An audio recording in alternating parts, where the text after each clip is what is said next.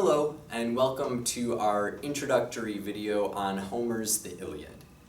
So the Iliad is the largest work that we're covering in the class. If you've picked up a copy of it, you might notice that. It's about 15,000 lines long, and it's about 2,700 years old. So it's incredibly old, it's incredibly large, and yet it covers a surprisingly small amount of time. What you've been reading in Hamilton about the Trojan War, about Helen and Paris and all that, that all leads up to the Trojan War, which is a 10-year siege.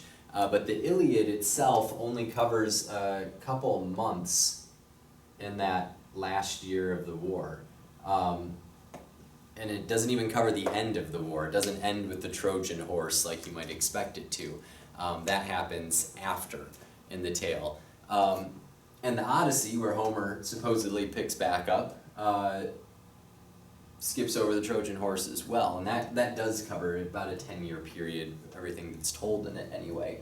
But the Iliad is only concerned with this little snippet of the war. And in doing so, it spends a lot of time looking at just a little bit of action. There is a lot of action in the Iliad. It's a rather bloody poem, as you might imagine. It's about a war.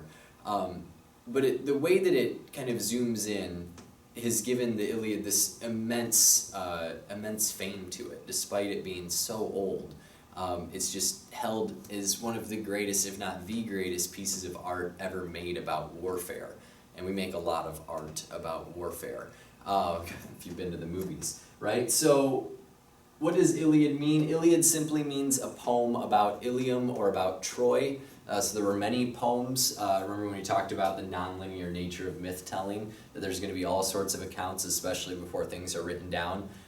So we have different accounts, but the Iliad is the poem about Troy. That's why it's called the Iliad. That name was given to it not by Homer, but by people reading it and having that much reverence for it. So it's a poem that's incredibly violent and incredibly brutal and shows this violence very close up, but it also has these amazingly soft, beautiful moments to it as well. So we're not going to read the entire thing. We're going to read kind of snippets here and there. You're more than welcome to read the whole thing, but it might be a better summer read than trying to do it in the middle of a semester. I understand that. But we will spend some time with the poem itself.